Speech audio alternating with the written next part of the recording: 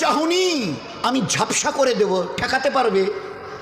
তোমার এই লোহার মতো মজবুত দাঁত 32টা 16 একটা একটা করে ট্রান্সফার করিয়ে দেবো, তোমার কাছে কোনো পারমিশন নেব না, ধরে রাখতে পারবে? এইভাবে আস্তিন গোটানো, মাসল ফোলানো, ধরে রাখতে পারবে তো? এরকম করবে না তো? এইভাবে এরকম হবে না তো? সামনে এসে একটা পান দিচ্ছে, এই হাত, চাচা এই হাতটা নিলেন, এই হাতটা, বলে না রে বাবা দেখ না চিমটি কাটিতে কিচ্ছু নেই। আসমান থেকে আওয়াজ দিচ্ছে, ও হাত তোমার কথা শুনে আমার, এ হাত তোমার কথা শুনে আমার, আমি এর পাওয়ারকে সিজ করে নিয়েছি।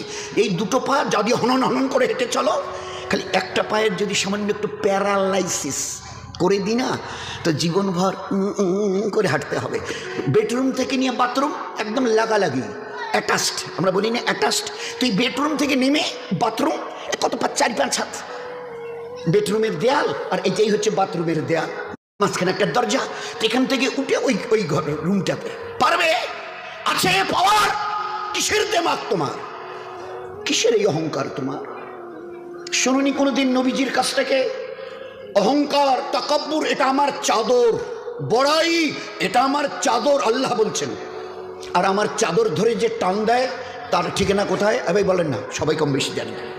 এ তো ভাই ভাই আলোচনা, তো বয়ান তো এই যে মহাসাবের ঘর করে, ও আমাদের কাজ নয়, আমাদের ভাই ভাই জাস্ট একটা আপোষের discussion. This is nothing but a conversation, this is nothing but a conversation. আর আপোষে আমাদের জীবনটা নিয়ে একটু আলোচনা, কোত্থেকেই বা এলাম, কেনই বা এলাম, যাবই বা কোথায়, কিসের জন্যই বা যাব?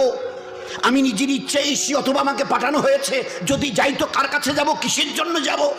This is our questions, all this are our question. তারই সমাধানের জন্য এই মজমার এই আলোচনা, ভাই ভাই একটা জাস্ট ডিসকাশন।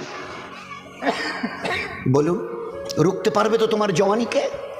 রুখতে পারবে তো তোমার যুবতী বয়সের এই অবস্থাটাকে? তুমি ধরে রাখতে পারবে?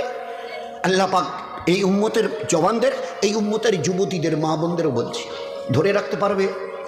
আছে তাকত?